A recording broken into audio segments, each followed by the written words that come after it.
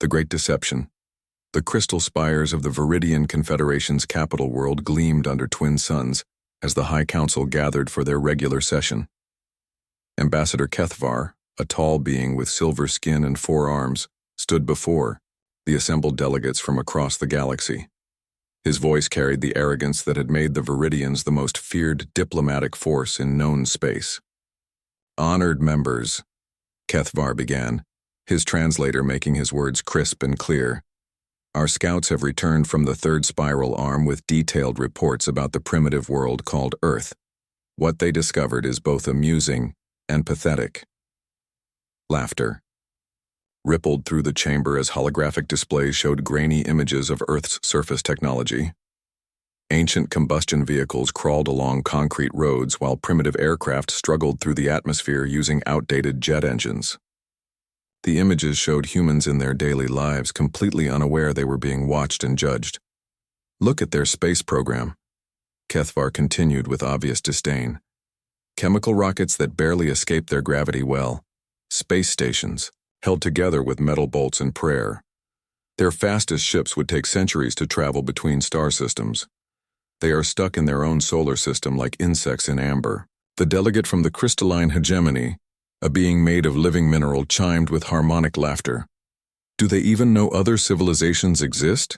They seem content to throw metal tubes into the void and call it exploration." Kethvar's 4 arms gestured dramatically. "Our intelligence indicates they have no faster-than-light capability, no energy shields, no plasma weaponry.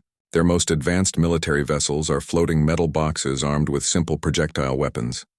A single Viridian cruiser could level their entire planet without effort." What the Viridian scouts did not see, hidden far from Earth's surface and shielded by technology they could not detect, was the truth. On the dark side of Luna, massive construction bays hummed with activity. Captain Sarah Chen stood before a panoramic window, her reflection ghost-like against the star field, watching as the latest ship in humanity's secret fleet took shape. The vessel was unlike anything the aliens had catalogued. Sleek lines flowed from bow to stern, incorporating design principles that had taken human engineers decades to perfect. Advanced composite materials, stronger than anything in the alien databases, formed the hull. Energy projection systems that could bend light around the ship made it invisible to most sensors. Most importantly, the ship's power core used principles of quantum manipulation that the Viridians had never encountered. "Status report, Commander Davis," Sarah said without turning from the window. Her voice carried the weight of someone who had spent 20 years building toward this moment. Commander James Davis, a stocky man with graying temples, consulted his tablet. "The Stellar Phantom is 95% complete. Her sister ships, Shadow's Edge and Voidwalker, finished trials last week. All systems are operating beyond specifications. The fleet is ready, Captain." Sarah finally turned, her dark eyes reflecting years of careful planning. "How many ships total?" 47 combat vessels of various classes, plus support craft, all equipped with the new displacement drive and adaptive camouflage systems. The aliens won't see us coming until we want them to. Humanity had learned about alien civilizations 15 years earlier, when a damaged scout ship crash-landed in the Pacific. Instead of revealing this discovery to the world, a secret international coalition had been formed. Project Nightfall brought together the brightest minds from every nation, working in hidden facilities across the solar system. While the world above continued its normal life, believing humans were alone in the universe, the greatest engineering project in history had taken shape. Asteroid mining operations disguised as deep space research missions. Lunar construction facilities hidden in craters that never saw Earth's face. Shipyards built inside hollowed-out asteroids, invisible to alien sensors. The deception had been perfect. Alien scouts saw exactly what humanity wanted them to see, a primitive species barely capable of leaving their home planet. Meanwhile, the truth was being built in the cold darkness between worlds. Sarah walked through the corridors of the Defiant Dawn, her flagship and the pride of the human fleet. The ship stretched nearly 2 kilometers from bow to stern. Her hull, incorporating alien materials reverse-engineered from that first crashed scout, Her quantum drives could cross the galaxy in days rather than centuries. Her weapon systems could crack a moon in half. "Captain," came a voice over the intercom, "we're receiving priority signals from Earth Command." Sarah made her way to the bridge where her crew worked at stations that looked more like works of art than military equipment. Holographic displays showed three-dimensional star charts, while quantum computers calculated trajectories through folded space. Lieutenant Torres, her communications officer, looked up with concern.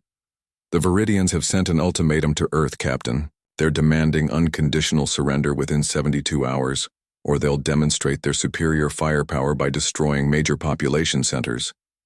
Sarah's jaw tightened. The moment they had prepared for had arrived.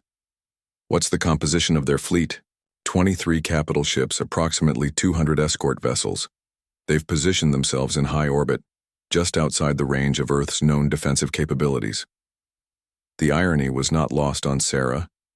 The aliens had positioned themselves exactly where human tactical analysis predicted they would.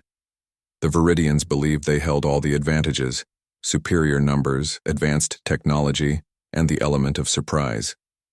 They had no idea that humanity had been preparing for this encounter for over a decade. On Earth's surface, emergency sessions were being held in every capital. World leaders who knew the truth about Project Nightfall maintained their public faces of shock and confusion while privately coordinating with the hidden fleet. Those who remained unaware of humanity's secret preparations genuinely panicked, calling for immediate surrender to avoid annihilation. The President of the United States addressed the world with carefully chosen words. "We call upon these visitors to reconsider their demands. Humanity is a peaceful species, but we will not surrender our freedom without exhausting every option." Ambassador Kethvar, monitoring Earth's communications from his flagship, the Golden Supremacy, shared the transmission with his fellow commanders. Their laughter echoed through the alien ship's corridors. "Did you hear that?" Kethvar said between chuckles. "They speak of options and resistance. What options could such primitives possibly have? What resistance could they mount against our superior technology?" His tactical officer, an insectoid being called Xthara, clicked its mandibles in amusement. "Their largest space-based weapons are fusion warheads that couldn't scratch our armor plating. Their fastest interceptors would be sitting targets for our point defense systems." "Shall we proceed with the demonstration, Ambassador?" asked the fleet commander. "A few precisely placed strikes should convince them that resistance is futile." Kethvar's forearm spread wide in a gesture of magnanimous mercy. "Give them the full 72 hours, let them contemplate their helplessness. When they realize the hopelessness of their situation, their surrender will be absolute." The Viridian fleet maintained its position, confident and relaxed. Their energy shields flickered lazily in the solar wind, while their weapon systems remained in standby mode. Why waste energy preparing for a battle against an enemy that could not possibly threaten them? Far below, hidden in the shadow of Luna, Sarah Chen stood in the Defiant Dawn's command center, surrounded by the finest military minds humanity had ever produced. Holographic displays showed the alien fleet's disposition in perfect detail, tracked by sensors the invaders could not detect. "Analysis, Commander Park," Sarah requested. Commander Elena Park, the fleet's chief tactical officer, gestured at the display. "They're positioned in a standard intimidation formation. High orbit gives them maximum visibility to the planet's population while keeping them out of range of primitive ground-based weapons. Their shields are at minimum power, weapons in standby. They're not expecting any resistance. Estimated time to achieve surprise advantage? If we launch from current positions, we can achieve complete tactical surprise within 43 minutes. Their sensor arrays are calibrated for conventional drive signatures. Our quantum displacement will be completely invisible until we choose to decloak." Sarah nodded slowly. Years of planning had led to this moment. The aliens had made the same mistake that had destroyed empires throughout history. They had underestimated their enemy. "Signal all ships," Sarah commanded. "Operation Thunderbolt is authorized. We launch in 30 minutes. Throughout the hidden fleet, crews that had trained for this moment their entire adult lives moved to battle stations. The Stellar Phantoms, crew of 200 souls, checked their stations one final time. Shadow's Edge and Voidwalker reported ready status. Across 47 ships, nearly 10,000 humans prepared to announce their species' arrival on the galactic stage. The alien fleet continued its lazy orbit, unaware that humanity's answer to their ultimatum was already moving through the darkness toward them. In less than an hour, the balance of power in Earth's solar system would shift forever. Ambassador Kethavar stood on his flagship's observation deck, admiring the blue marble of Earth turning slowly below. Soon it would be another jewel in the Viridian crown, its primitive inhabitants learning to serve their betters. The thought filled him with satisfaction. He had no idea that his arrogance was about to collide with humanity's greatest secret, and that the next few hours would rewrite everything the galaxy thought it knew about the species called human. The thunder of hidden stars, the quantum displacement drives hummed with barely contained energy as the human fleet moved through folded space toward their target. Captain Sarah Chen stood on the bridge of the Defiant Dawn, her hands clasped behind her back as she watched the tactical display. 47 ships moved in perfect formation, invisible to alien sensors, carrying the hopes and determination of an entire species. 30 seconds to contact point, announced Lieutenant Torres. All ships report ready status. Sarah opened a fleet-wide channel. Her voice reached every human soul in the hidden armada. This is Captain Chen. For 15 years, we have worked in secret, building and preparing for this moment. Today, we reveal to the galaxy that humanity will not be conquered, will not be enslaved, and will not bow to any force that threatens our freedom. Today, we show them what human ingenuity can accomplish when necessity demands it. All ships prepare to decloak on my mark. The Viridian fleet maintained its arrogant patrol pattern above Earth. Ambassador Kethavar had grown bored with watching. The primitive planet rotate and had retired to his quarters to compose his victory dispatch to the High Council. His tactical officer, Zixthera, monitored the quiet communications from Earth's surface with increasing amusement. The humans are still debating surrender terms, Zixthera reported to the bridge crew. Their leaders seem to believe they can negotiate, some form of limited autonomy. How delightfully naive. Fleet Commander Yothkar, a massive creature with 6 arms and biometallic skin, checked the chronometer. 18 hours remaining in their ultimatum. Perhaps we should provide another demonstration of our capabilities to help them reach the correct decision more quickly. Before anyone could respond, Zixthera's mandibles began clicking rapidly in distress. Commander, I'm detecting massive energy signatures appearing throughout our formation. Multiple contacts, configuration unknown. The main display erupted with contact markers as 47 human ships materialized from apparent nothingness around the alien fleet. The sleek predatory lines of humanity's secret armada gleamed in the harsh light of space as their adaptive camouflage systems deactivated simultaneously. Impossible, Yothkar breathed, his 6 arms moving frantically over his control surfaces. Where did they come from? Our sensors showed empty space. Ambassador Kethavar rushed onto the bridge, his forearms trembling with shock and rage. What is the meaning of this? Humans do not possess cloaking technology. Our intelligence reports clearly stated their technological limitations. Sarah's voice cut through the confusion as it broadcast on all alien frequencies. This is Captain Sarah Chen of the United Earth Defense Force. You have threatened our world and demanded our surrender. We decline both. The human fleet had positioned itself with mathematical precision. Each alien vessel found itself bracketed by multiple human ships, their weapon systems already locked onto critical targets. The element of surprise was complete and devastating. Your intelligence was incomplete, Sarah continued, her voice carrying across space to every alien ear. Humanity has been aware of your existence for 15 years. We used that time wisely. Yothkar's training overcame his shock. All ships, battle stations, return fire immediately. The order came too late. Sarah had already given the signal. Her fleet had been waiting for. All ships, weapons free. Show them what human engineering can accomplish. The Defiant Dawn's primary particle beam array came online with a low hum that resonated through the ship's hull. The weapon represented the pinnacle of human innovation, combining principles of quantum physics with engineering techniques that had required the invention of entirely new manufacturing processes. When it fired, the beam carved through the golden, supremacy's shields as if they were made of paper. Throughout the battle space, human weapons opened fire with devastating effect. The Stellar Phantom's missile arrays launched salvos of self-guiding projectiles that adapted their approach vectors in real time, overwhelm alien point defense systems through sheer unpredictability. Shadow's Edge and Voidwalker coordinated their attacks, their quantum torpedo launchers sending devastating energies into the heart of Viridian heavy cruisers. The aliens' return fire struck human shields that bent and absorbed energy in ways their scientists had never encountered. Humanity had learned from studying the crashed scout ship 15 years earlier, but they had not simply copied alien technology. They had improved upon it, combining it with human innovation to create something entirely new. Shields holding at 93%, reported Commander Davis. Their weapon systems are less advanced than we anticipated. Sarah allowed herself a grim smile. Arrogance makes for poor military doctrine.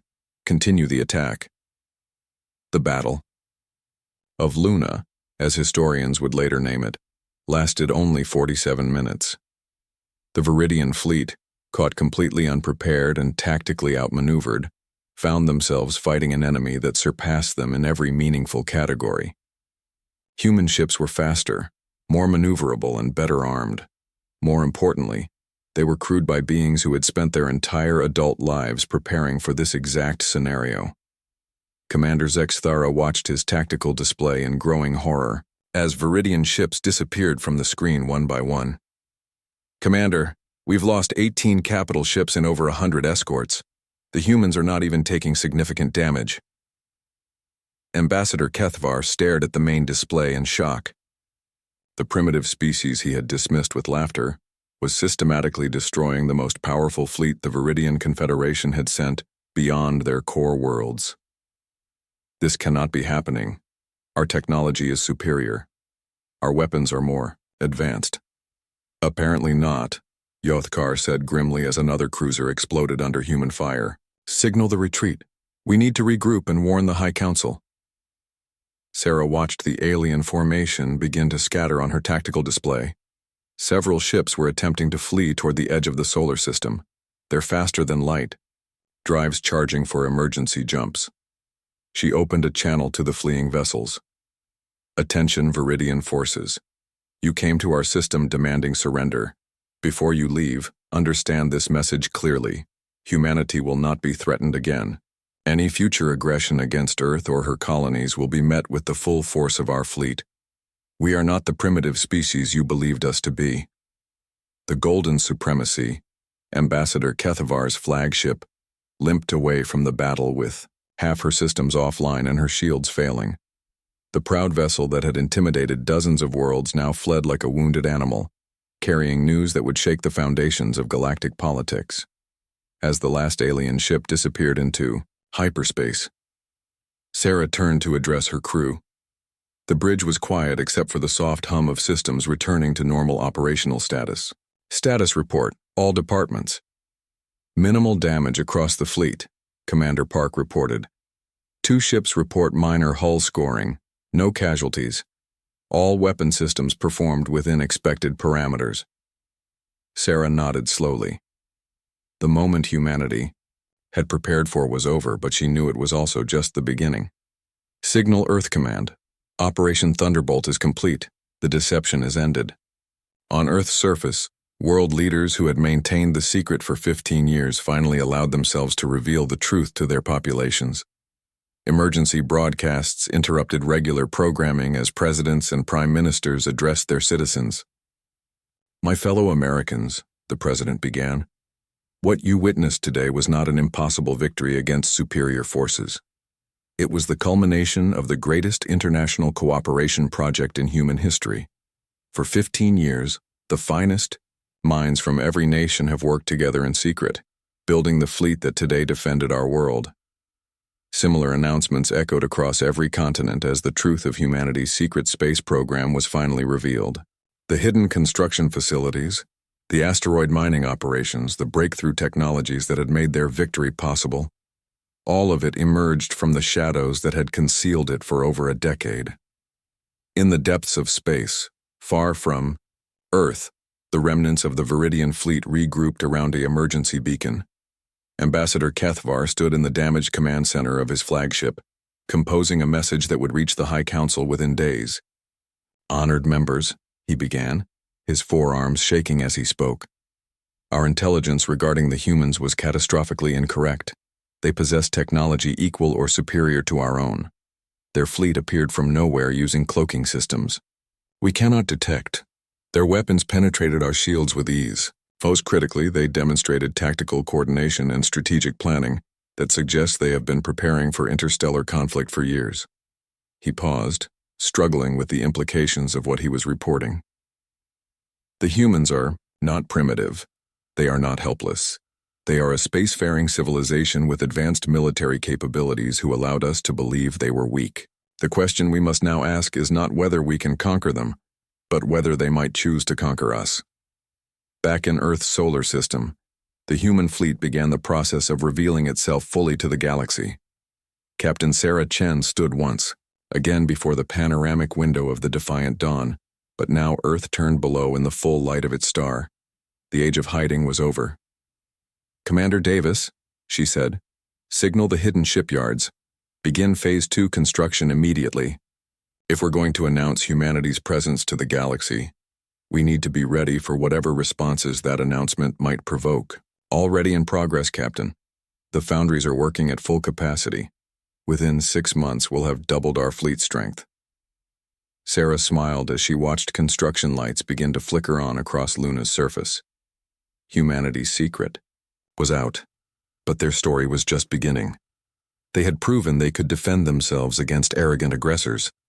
Now they would prove they could take their place among the stars as equals to any species in the galaxy. The message had been sent clearly to any civilization that might be watching. Humanity was no longer alone, no longer hiding, and certainly no longer helpless. The species that had once been mocked for their primitive technology had announced their arrival on the galactic stage with thunder that would echo across the stars for generations to come.